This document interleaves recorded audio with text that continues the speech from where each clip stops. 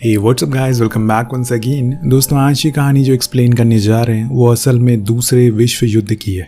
जब युद्ध खत्म होने को आ रहा था तो हम ओरियो आइलैंड पर जापानीज वर्कशॉप को देखते हैं, जिस पर एक प्लेन लैंड होता है जिसका पायलट यूशी है।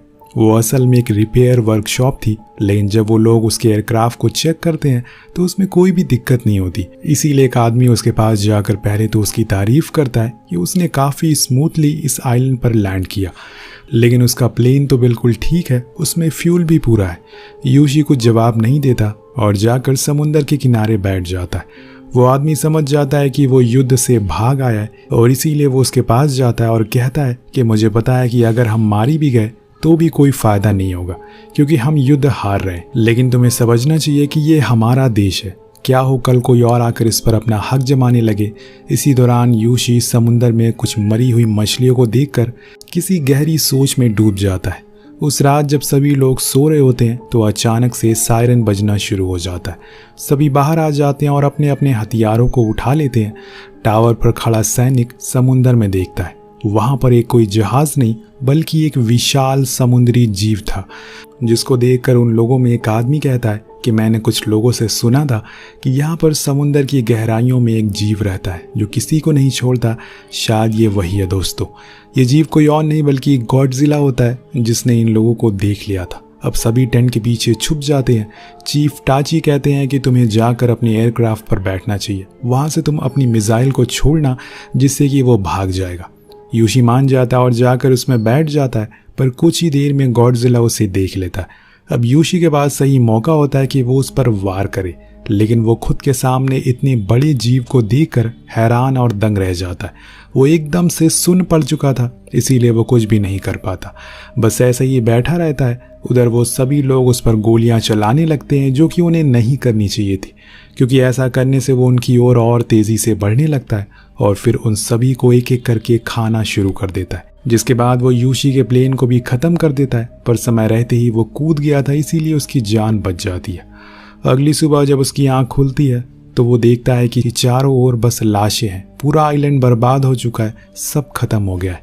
चीफ उसके पास आकर गुस्से में बोलते हैं कि ये सब तुम्हारी वजह से हुआ है, तुमने अगर शूट किया होता तो ये नहीं होता, गॉडजिला यहाँ से भाग गया होता और हम सब जिंदा होते। लेकिन अब इस सब सोचने का कोई फायदा नहीं है। अब नेक्स्ट सीन में हम सभी जापानीज सैनिकों को देखते हैं जिन्होंने सरेंडर कर दिया है इस जंग में। अब वो अपने अपने घर लौट रहे हैं। उसमें यूशी और चीफ भी होते हैं, जो उसे उसके डैड का एक लेटर ला कर देता है और कुछ पैसे भी। अब घर पहुंचने पर वो देखता है कि पूरा टोक्यो शहर खत्म हो चुका है, किसी का कुछ भी नहीं बचा। उसकी पड़ोसी सुमीना उसे मिलती है, जो उसे गुस्से में कहती है कि तुम कायर हो, तुम जैसे लोगों की वजह से हम ये जंग हार गए और इसीलिए यहाँ से चले जाओ। लेकिन यूशी को अपना परिवार कहीं दिखाई नहीं दे रहा है, इसीलिए वो उसे उनके बारे में पूछता है तो वो बताती है कि सभी खत्म हो गए, कोई नहीं बचा, मेरे बच्चे भी मारे गए, उन लोगों ने किसी को नहीं बख्शा। यूशी के लिए शब्द किसी तीर की तरह चुभ रहे थे।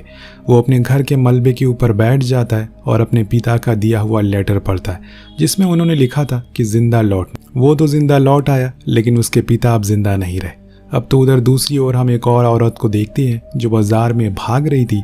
उसने किसी का कंबल चोरी करा था और आगे जाकर उसकी टक्कर यूशी से हो जाती है, जो उसे एक बच्चा देकर भाग जाती है। अब उसे कुछ समझ नहीं आता कि आखिर वो इस बच्चे का क्या करे। वो वहीं बैठा रहता है और कुछ देर बाद वो लेडी वापस आती है, जिसका नाम है नमीको। वो अपने बच्चे को ले लेती है और इसके बाद यूशी जाने लगता है तो वो कहती है कि तुम तो बड़े डरपोक निकले, क्या हमें यहाँ पर मरने के लिए छोड़ दोगे। अब यूशी क्या ही करता, इसीलिए उन्हें लेकर अपने घर आ जाता है, जहाँ पर नमीको बताती है कि ये उसका बच्चा नहीं है, दरअसल जंग में इसकी माँ मारी गई, पर जाते जाते उसने इस बच्चे की जिम्मेदारी उसे दे दी, इसीलिए अब उसका ख्याल रख रही है। जिसके बाद वो उसे दूध पिलाती है और दोनों ही सो जाते हैं। अब सुबह होने पर उसकी पड़ोसन उसे ताना देती है कि तुमने उस औरत को अपने घर क्यों रखा, अगर हीरो ही बनने का इतना शौक था तो सही समय पर बनते, अब बनकर क्या ही फायदा है। अब वो कुछ नहीं कहता और नामिका की सारी कहानी उसे बताता है। वो उस बच्चे को देखकर कहती है कि ऐसे तो ये मर जाएगा, ये लो चावल, ये सिर्फ तुम दोनों के लिए है, उसे मत देना। अब दोस्तों ऐसे ही समय बीतने लगता है। जंग खत्म हुए पूरे 3 महीने हो चुके हैं। जापान की क्या हालत है हम देख सकते हैं, बहुत गरीबी हो चुकी है। लेकिन यूशी को अब दूसरा काम मिल चुका है जिसमें वो माइंस को निकाला करता है। इसमें उसे काफ़ी अच्छे पैसे भी मिलते हैं क्योंकि काम खतरे वाला है। जो बात नमिका भी समझती है, इसीलिए वो उसे कहती है कि तुम्हें यह करने की कोई ज़रूरत नहीं है। अगर तुम्हें कुछ हो गया तो हमारा ख्याल कौन रखेगा। पर यूशी का कहना था कि उसे कुछ नहीं होगा और अगर वो पैसे नहीं कमाएगा तो उस बच्चे की देखभाल कैसे करेगा। जाते जाते वो उसे वादा भी करता है कि उसे कुछ नहीं होगा। अब विश्व युद्ध 2 खत्म हो चुका है। वैसे तो काफ़ी समय हो चुका है, लेकिन अभी भी जापान के कुछ एरियाज थे जहाँ पर कुछ दुश्मनों ने माइंस बिछाकर छोड़ दिया, जो कि अब उन्हें डिफ्यूज करना है, वरना ऐसे तो लोगों की जान जाती रहेगी। अब यूशी एक जाओ से नादो नाम का आदमी मिलता है जो उसके साथ काम करने वाला था। उन्हें समुंदर के बीच जाना है जहाँ पर लगे हुए कुछ माइंस को उन्हें ख़त्म करना है। नादो वहाँ जाकर यूशी को काम समझाता है कि कैसे उन्हें पहले तो उन माइंस को ढूंढना है और फिर उनकी रस्सी को काट देना है, जिसके बाद वो उसे ऊपर आ जाएंगी। हमें उसे उड़ा देना है। यूशी एक फाइटर पायलट होता है, इसीलिए उसका निशाना बहुत अच्छा होता है, जिसे देखकर सभी लोग बहुत इम्प्रेस होते हैं। उसमें से एक आदमी कहता है, काश हमें भी युद्ध में जाने का मौका मिलता, तो मैं भी तुम्हारी तरह होता, थोड़ी दिन युद्ध और चलना चाहिए। अब ये सुनकर यूशी को गुस्सा आ जाता है और वो उसे कहता है कि ऐसा दोबारा कभी मत बोलना, क्योंकि उस आदमी ने युद्ध को कभी अपनी आंखों से देखा नहीं है। शायद वो जंग की असलियत नहीं जानता है। अब उस रात यूशी को फिर से वही सपना आता है जब उस दिन उसके लोगों को आइलैंड पर गॉडजिला ने मार दिया। वो जाग जाता और तब नमी को उसे सहारा देती है, लेकिन उसे तो अभी भी यकीन नहीं होता कि ये सब क्या हो रहा है। क्या ये कोई सपना तो नहीं है। पर कुछ ही देर में उसे पता चल जाता है कि ये हकीकत है। उसका परिवार सच में मर चुका है। अब समय आता है 1947 का, वही साल जब हमारा भारत एक नया सूरज देखता है। पर उसी समय किसी और जगह पर कुछ और चीज़ भी हो रही थी। जापानीज आर्मी का दावा था कि उनके सबमरीन्स और कुछ शिप को कोई नुकसान पहुंचा रहा है। वो तेज़ी से कम होती जा रही हैं। उधर एक रात यूशी, नेक्स्ट डे वो आम दिन की तरह अपने कामों में लगे हुए होते हैं। उसे बीच नादो को एक बड़ा सा शिप डूबा हुआ दिखाई देता है। उसकी हालत बहुत ही ख़राब थी। वो कहता है कि आखिर इसकी ऐसी हालत किसने कर दी। तो यूशी की नज़र वही मरी हुई मछलियों पर पड़ती है, जिन्हें देखकर वो समझ जाता है कि ये ज़रूर उसी का काम है।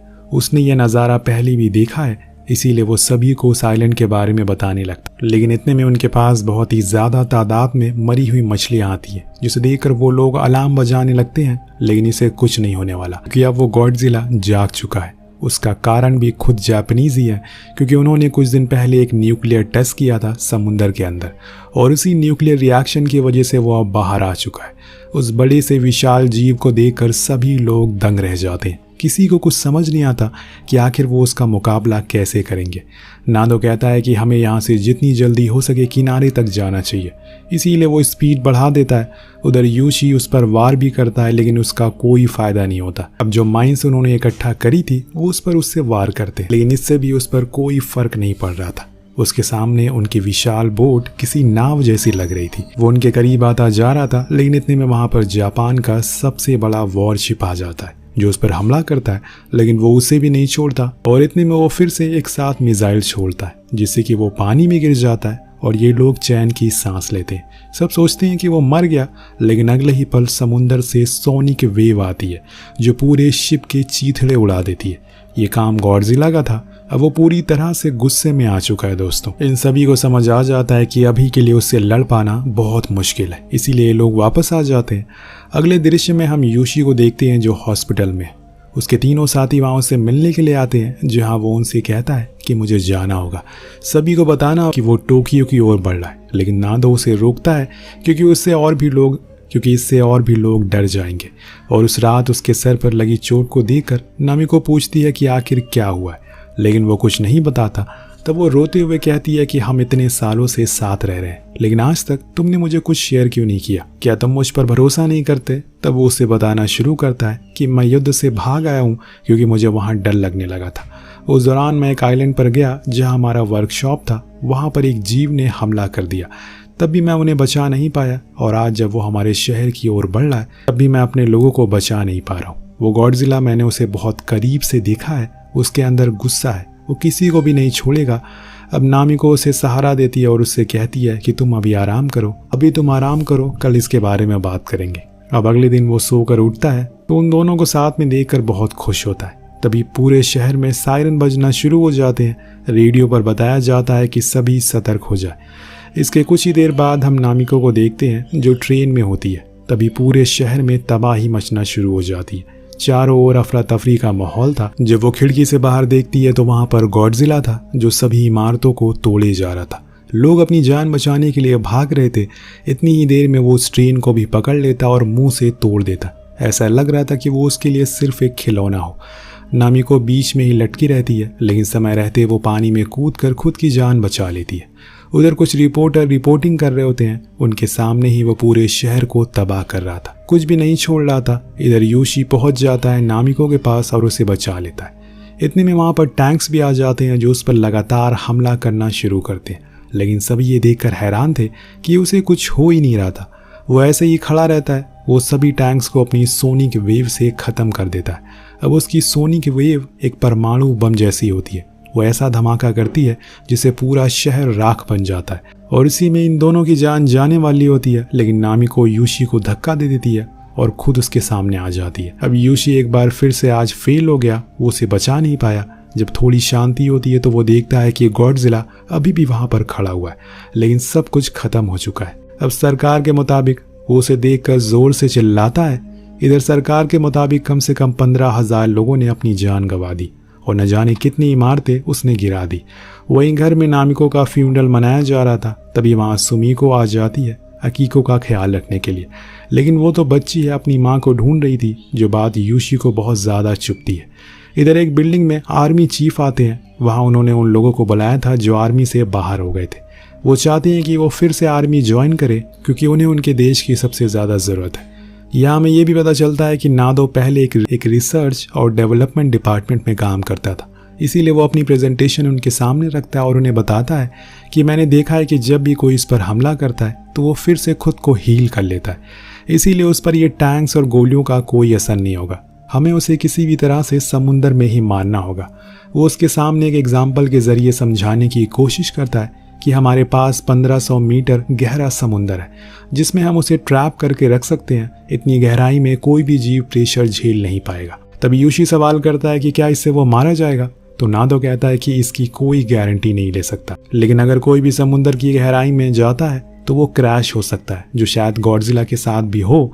अब उनकी प्रेजेंटेशन देखकर कैप्टन कहता है कि मैं किसी को फोर्स नहीं कर रहा है, जिसको जाना है वो जा सकता है। तो कुछ लोग जाने का फैसला करते हैं पर कुछ देर रुकते हैं क्योंकि उनका कहना था कि अगर वो लोग गॉडजिला को नहीं रोकेंगे तो कौन रोकेगा। ये उनका कर्तव्य है कि अपने लोगों की जान बचाना। अब ये सुनकर कैप्टन की आंखों में आंसू आ जाते हैं क्योंकि अभी उनका देश मुश्किल में है और उन्हें ऐसे लोगों की ज़रूरत है। अब इसके बाद ये चारों लोग खाना खा रहे होते हैं। उस दौरान यूशी कहता है कि मुझे एक फाइटर प्लेन की ज़रूरत है। जिस चीज़ को सुनकर उसका साथी उसे पकड़ लेता है। अगर तुम्हें नमिका के मौत का बदला लेना है तो पहले तुम्हें उससे शादी क्यों नहीं की, बताओ मुझे। तो वो कहता है कि तुम्हें क्या लगता है कि मैं उसे प्यार नहीं करता। खैर कुछ दिन बाद नादो उसके लिए एक प्लेन का जुगाड़ कर देता है, लेकिन वो ख़राब था और तब उसे ताची की याद आती है, लेकिन वो अभी कहाँ है उसका कुछ भी अता पता नहीं है। वो बहुत कोशिश करता है कि हर जगह उसे पता लगा सके पर कुछ भी नहीं मिलता। लेकिन एक दिन वो उसके घर खुद ही आ जाता है और उसे बहुत मारता है और पूछता है कि आखिर तुमने झूठ क्यों लिखा, मेरी वजह से उस दिन सारे लोग उस आइलैंड पर मारे गए। तब यूशी कहता है कि अगर मैं ऐसा नहीं लिखता तो तुम कभी यहाँ नहीं आते। वो उसे सारी बातें बताता है, ये भी बोलता है कि तुम्हारे लिए अभी भी युद्ध खत्म नहीं हुआ है। उसकी बातें सुनकर वो हाँ कर देता है और फिर उस प्लेन को देखने के लिए चला जाता है। वहाँ नादो के बताए हुए प्लान की तैयारी शुरू हो चुकी थी। वो रीडिंग लेते हैं और उन्हें समझ आता है कि कल सुबह 11 बजे तक वो टोक्यो के बीच पहुँच जाएगा, वो गॉडजिला, इसीलिए हमें 8 बजे ही पहुँचना होगा वहाँ। नादो सभी से कहता है कि आज की रात वो सभी अपने परिवार के साथ अच्छे समय बिता ले क्योंकि कल क्या हो किसी को पता नहीं है। उधर यूशी अकीका के साथ होता है। वो उसकी बनाई हुई ड्राइंग देखता है जिसमें वो नमिको और अकीको वो बनाया हुआ था। इतने में वो माँ माँ कहकर रोने लगती है तो नमिको उसे चुप कराता और सुला देता है, जिसके बाद वो अपने काम पर चला जाता है जहाँ उसे ताची बताता है कि उसने प्लेन को तैयार कर दिया है। उस पर बैठने के बाद वो उसे कुछ समझाता है और कहता है कि इसमें एक बॉम्ब है जो एक खास बटन से शूट होगा। उधर सुमिका को अकीका उसके घर के बाहर मिलती है जिसके हाथ में कुछ पैसे और एक नोट था जिसमें लिखा था कि ये पैसे अकीको के लिए हैं, उसका ख्याल रखना। उधर वो लोग तैयार हो चुके थे और गॉडजिला को जगाने के लिए वो एक नकली गॉडजिला की आवाज़ को समुद्र के नीचे प्ले करने लगते हैं जिससे वो जाग जाता है। इतने में यूशी भी प्लेन लेकर उड़ जाता और इनसे कांटेक्ट बनाए रख और बोलता है कि मैं उसे फंसाए रखूंगा, तब तक तुम लोग अपना काम कर देना। अब यूशी उसके आसपास प्लेन को उड़ाना शुरू करता और देखते ही देखते वो उसे दोबारा से पानी में ले आता है। यही तो वो चाहते थे ताकि वो उस पर अपना आइडिया काम कर सके। लेकिन तभी गॉडजिला को अपने सामने एक विशाल शिप दिखता है और एक बार फिर से वो सोनिक वेव छोड़ता है जिससे पूरा शिप हवा में उड़ जाता है। एक सोल्जर कहता है कि ये तो आग छोड़ रहा है, लेकिन दूसरा आदमी उसे समझाता है कि वो खाली हो चुका है, इसलिए सभी खुश हो जाते हैं क्योंकि अभी उसे दोबारा रिचार्ज होने में समय लगेगा। इसी बीच उन्हें अपना काम करना होगा, उसे समुद्र की गहराइयों में लेकर जाना होगा। उसके आसपास 2 शिप पहुंच जाते हैं जिनके ऊपर 2 गैस के कंटेनर लगे हुए थे। इसकी मदद से वो समुद्र में प्रेशर क्रिएट करेंगे। लेकिन इतने में वो फिर से सोनिक वेव छोड़ने के लिए तैयार हो जाता है, पर तभी वो लोग गैस को ऑन कर देते हैं जिससे वो नीचे जाने लगता है। पर 15 किलोमीटर के नीचे जाने के बाद वो शांत नहीं हुआ था और इतने में उन्हें अपना प्लान बी अपनाना पड़ता है, जिसके लिए वो नीचे लगे बैलून्स को ऑन कर देते हैं जिससे गॉडजिला ऊपर आने लगता है। लेकिन दोस्तों वो 800 मीटर पर आकर अटक जाता है। अब इन्हें कुछ भी समझ नहीं आता कि आखिर ये क्या हुआ। अब सभी इस समुद्र में भी फंस चुके हैं क्योंकि इनके शिप खराब हो गए। लेकिन इतने में वहाँ पर मोशिबो आता है और उनकी मदद करने के लिए। उसके साथ बहुत सारी सेलर बोट भी थी। वो सभी उसे देखकर खुश हो जाते हैं कि फाइनली उन्होंने गॉडजिला को पानी में भेज दिया है और उनकी जान भी बच गई है। लेकिन तभी दोस्तों अचानक से वो गॉडजिला बाहर निकलता है। उसने खुद को रिचार्ज कर लिया था, इसीलिए वो वेव को छोड़ने वाला होता है। उसे देखकर सभी लोग अपने गॉड को याद करते हैं क्योंकि वो जानते हैं कि उसकी सोनिक वेव से कोई बच नहीं पाएगा। हर कोई अपनी आंखें बंद कर लेता है। लेकिन तभी यूशी एक फरिश्ता बनकर आता है और वो सीधा अपना प्लेन फाइटर जेट गॉडजिला के मुंह में घुसा देता है और खुद एजेक्ट कर जाता है, जिसकी वजह से वो वेव छोड़ने वाला होता है वो उसके अंदर ही रह जाती है। अब वेव बाहर नहीं निकलती, इसीलिए उसका पूरा शरीर के टुकड़े होने लगते हैं, जिससे कि फाइनली वो मारा जाता है। दोस्तों यूशी के कारनामे को देखकर सभी उसे सल्यूट करते हैं, यहाँ उसने अपनी बहादुरी का संदेश दे दिया था।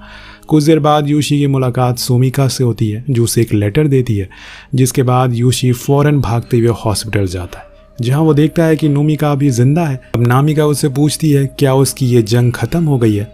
ये बात सुनकर वो रोने लगता है और भागते हुए भागकर उसे गले लगा लेता है और कहता है कि हम जीत गए।